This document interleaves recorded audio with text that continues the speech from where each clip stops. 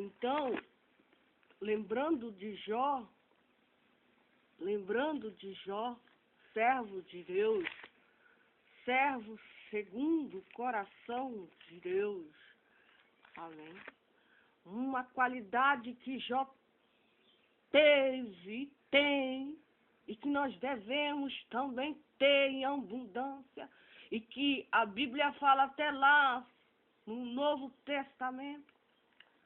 Se eu não me engano, eu esqueci até o livro, parece que é em Tiago. Deus faz menção da paciência de Jó. Deus manda nós termos a paciência de Jó em meio às lutas, em meio às adversidades, em meio à contrariedade, em meio a tanta oposição. Nós devemos ter a paciência de Jó. Amém? Paciência de Jó. Amém? Veja que Jó são 40 capítulos do livro, 41, 42 capítulos do livro de Jó. E no final da história toda, a Bíblia diz que Jó humilha-se perante Deus e dá-lhe glória. E no final dessa história toda que Jó passou, que não foi fácil, Jó teve um câncer maligno, diz a Bíblia, que o diabo, ele colocou um câncer maligno no osso de Jó. Porque ele tinha falado com Deus e disse que um homem daria tudo pela sua vida. Tudo. E o que estava em jogo ali era a blasfêmia. Se Jó, diante daquele câncer terrível, que o diabo, com a permissão de Deus, é claro, Deus permitiu que o diabo colocasse aquele câncer nos ossos de Jó, porque o diabo já tinha conversado com Deus lá no céu, e disse que se Deus permitisse que colocasse um câncer nos ossos de Jó, Jó blasfemaria, Jó negaria a Deus, não desistiria de servir a Deus, desistiria de servir ao Senhor e voltaria para trás. E aí Deus permitiu.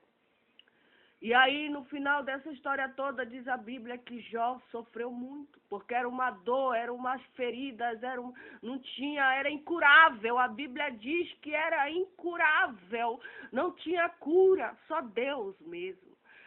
Só Deus para curar Jó. Só Deus. E mais ninguém. E mais ninguém. Amém? E no final da história toda, Jó humilha-se perante Deus e dá-lhe glória.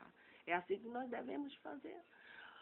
No final de toda a nossa adversidade que nós enfrentamos nesta terra, no final de toda tribulação, de toda angústia, de toda aflição, de toda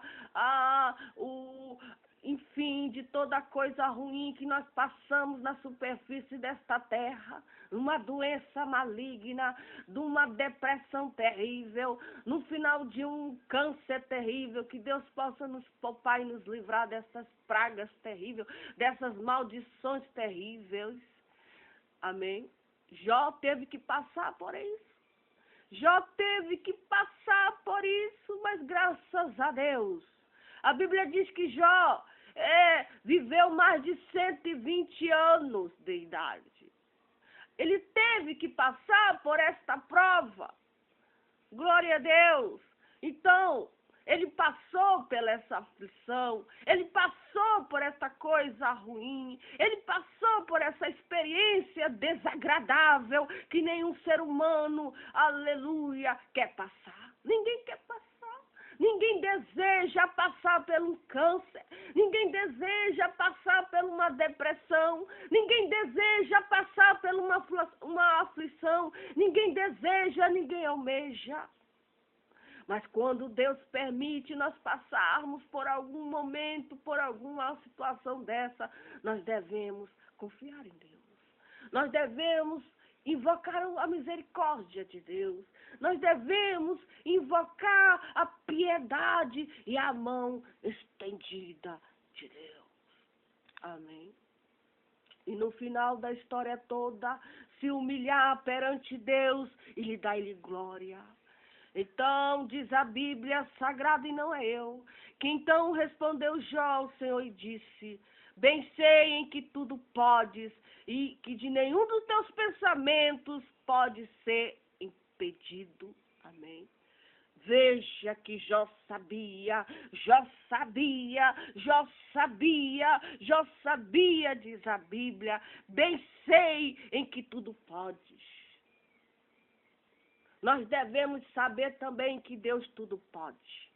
Nós não devemos pensar que Deus não pode nada. Deus não pode fazer nada por nós. Deus não pode fazer nada, Deus tudo pode. Deus ressuscitou Lázaro, havia 4 dias morto. Jesus ressuscitou Lázaro.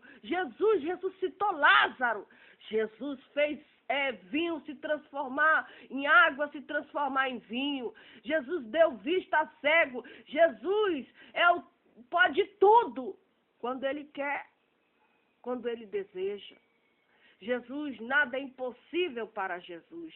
Nada neste mundo é impossível para Jesus. Amém. E Jó sabia disso muito bem. E Jó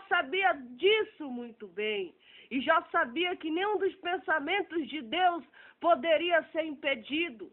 Tudo aquilo que estava no coração de Deus, tudo aquilo que estava nos planos, nos propósitos de Deus, ninguém poderia impedir, nem o Satanás, nem o diabo quis impedir, quis dizer para Deus que Jó só servia a Deus porque Deus tinha abençoado Jó na terra. O diabo queria disso para Deus, que Jó só servia a Deus porque não tinha doença, não tinha câncer, não tinha gripe, não tinha nada, não tinha problema, não tinha aflição, estava indo tudo bem na vida dele, estava tudo ótimo, mas Deus levantaria a mão dele contra Jó para ver se Jó não blasfemaria, para ver se Jó não murmuraria, para ver se Jó não negaria a fé dele, enfim. E aqui a gente observa que meio à adversidade de Jó, Jó glorificou a Deus, Jó se humilhou a Deus e Jó deu glória a Deus. Amém? E quem é aquele, diz a Bíblia, quem é aquele, diz tu, que sem conhecimento encobre o conselho? Por isso falei do que não entendia. Amém. Por isso falei do que não entendia, coisas que para mim eram maravilhosíssimas e que eu não compreendia. Ele não compreendia, também nós não compreendemos as coisas de Deus. Tudo que a gente tem que passar, nós vamos passar com a permissão de Deus. Amém? Porque todos os servos de Deus, se nós lermos a Bíblia Sagrada e meditarmos na Bíblia minuciosamente, nós vamos ver que todos os servos, todas as servas passaram por algum tipo de prova. Sara passou pela prova de não ter filho. Não foi 1 dia, nem 2 dias, não. Ela casou com Abraão, nós não sabemos. Ela poderia ter 40 anos, 50 anos, e ela só foi ter filho com 99 anos. Ela passou pelaquela prova amarga da vida de não ter filhos, de não gerar.